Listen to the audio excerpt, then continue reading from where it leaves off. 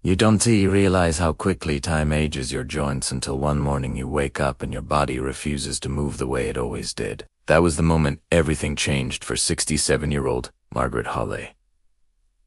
She'd always thought of herself as young for her age, the kind of person who could outwalk her grandkids and shuffle around the garden for hours without missing a beat. But the universe has a way of giving quiet warnings before it sends a loud one, and she had ignored every single whisper. It started with stiffness, just a small tug in her knees whenever she stood up after sitting too long. Then a deep ache in her fingers when she tried to twist open a jar or thread a needle. And finally, one cold February morning, she woke up to what felt like 12 years of aging hitting her joints all at once. She tried to lift herself from bed, but her hips felt locked in place, as if rust had settled into the bones overnight. Her knuckles looked puffy, her knees throbbed, and the simple act of walking from the bedroom to the kitchen felt like trekking uphill through wet cement. Her doctor told her the same thing most people over 60 hear.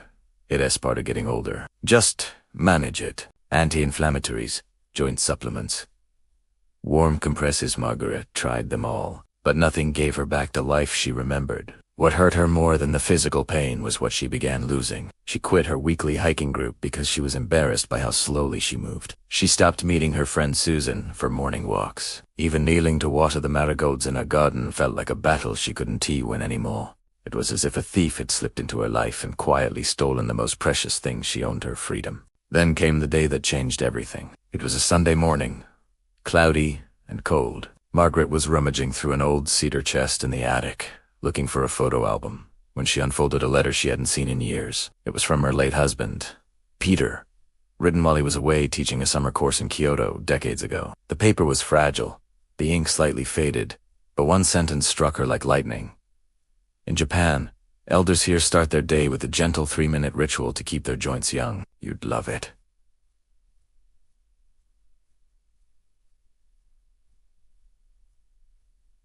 You'd love it. She'd never asked what he meant. Life back then was busy, full of children and work and noise. Now, years later, that single forgotten sentence pulled at her heart. Maybe it was the longing to feel close to him again. Maybe it was hope disguised as curiosity. But she found herself sitting cross-legged on the attic floor, reading that line over and over until her eyes blurred. That night, she couldn't shake the memory. She stayed up late, scrolling through videos and articles, searching for anything that resembled what Peter might have witnessed. She found dozens of variations, gentle mobility drills, ancient stretches used by monks, slow tendon movements practiced by older Japanese fishermen to keep their hands strong. But one simple routine appeared again and again, a 3-minute morning sequence designed to wake up the synovial fluid and reset joint aging. It wasn't intense. It wasn't complicated, but something about it felt almost spiritual, a slow, deliberate loosening of the body that mirrored the rising sun. Margaret decided she had nothing left to lose. The next morning, she set her alarm for 6:30. She sat at the edge of her bed, her joints stiff, her hands cold, and then she began the 3-minute habit exactly as she had learned it. 30 seconds of gentle wrist rolls. 30 seconds of deep, slow breathing while pulling her shoulders back. 30 seconds of knee sweeps, moving each joint through its natural arc. A minute of slow hip circles, and 30 seconds of light ankle rotations to finish.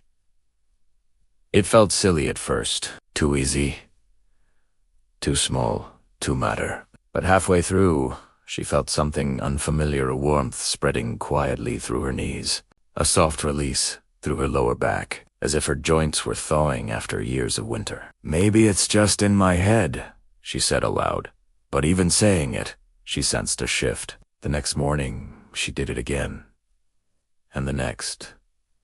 And the next. By the 4th day, she noticed she wasn't gripping the staircase railing as tightly as before. By the 7th day, the stiffness that usually greeted her every sunrise seemed less harsh, less aggressive. After 2 weeks, she found she could get out of bed without wincing.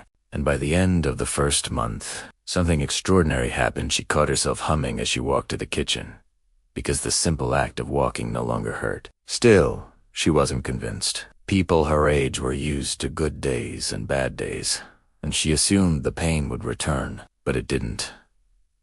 Day after day, she felt looser, lighter, almost younger. It wasn't magic. It wasn't overnight, but slowly, she felt like she had stepped backward in time. With the progress came courage. She signed up again for her old hiking group, though. She didn't tell anyone at first. On the first morning hike, her friends were shocked to see her striding forward with even steady steps. On the second mile, she was still keeping pace. By the end, she felt tired, but not shattered. One friend whispered, "You look like you reversed 10 years." And Margaret laughed, because it wasn't 10. It felt like more. As spring arrived, she began doing the habit not just in the morning, but sometimes in the evening too, if her joints felt tired. 3 minutes. That was all it took, like oiling the hinges of an old, beautiful door. Her confidence grew so much she returned to gardening. She knelt among the marigolds and felt only a mild stretch, not the stabbing pressure she had once felt. She could stand up without pushing herself off the ground with both hands. Even her fingers had changed. The stiffness that once made her dread cold mornings had eased.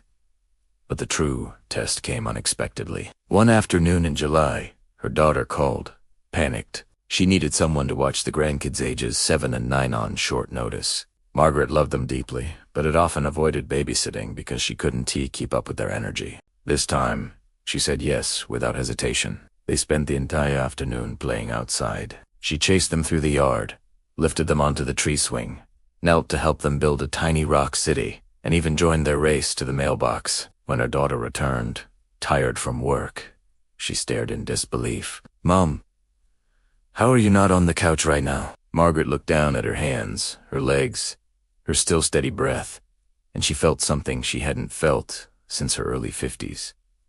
Pride. Not the pride that shouts loudly, but the quiet kind. The kind that comes from reclaiming something you thought life had permanently taken away. Word began to spread, at first among her friends, then among the women at church. Soon neighbors started asking her about the little morning secret. She would smile and say, "It's not a secret. It's 3 minutes. That's it." One evening, while cleaning her attic again, she found that old letter from Peter. This time, she didn't cry, not from sadness anyway. Instead, she felt a warmth in her chest she hadn't felt in years. It was as if he had left her a gift hidden in time, a message she wasn't ready for back then but desperately needed now. The next morning she stepped outside just before the sun peeked over the horizon. Barefoot on the cool grass, she closed her eyes, rolled her wrists slowly, breathed deeply, circled her hips gently, and felt the tiny movements awaken her joints one by one. Nature was quiet, the air was soft, and for a moment, she imagined Peter watching her with a gentle smile. She whispered, "I'm still here, and I'm still moving." Every day after that, the habit became more than a routine. It became a ritual, a conversation between her and her body, a promise that she would keep choosing movement over surrender. Now, people often ask her the same question. How did you reverse so much joint aging? How did you turn back the clock? And she always answers the same way. You don't need hours, you need consistency. You need attention. And sometimes, you just need 3 minutes. 3 minutes to lubricate the joints. 3 minutes to release inflammation quietly building over years. 3 minutes to remind your body that it's capable of healing. 3 minutes to reclaim the life hidden beneath stiffness and pain. Margaret is 67 now, but she moves like she's 55. Some days even younger. When she walks across a room, there's a lightness in her step that people notice. When she bends to pick up a dropped spoon, she doesn't think twice. When she plays with her grandkids, she doesn't hold back. She knows aging is inevitable, but aging painfully. That, she learned, isn't mandatory. Her story is proof that the smallest habits often create the biggest transformations, not the dramatic, exhausting routines that require equipment and discipline, but the subtle ones. Those that whisper instead of shout. If you ever pass her house early in the morning, you might see her through the window, moving slowly, gently, intentionally. 3 minutes. Sunrise. Soft breaths. Small circles. A quiet smile. A simple ritual that reversed 12 years of hidden joint aging. A morning habit that gave her life back. And a reminder she now shares with everyone she meets. You are only ever 3 minutes away from a younger you.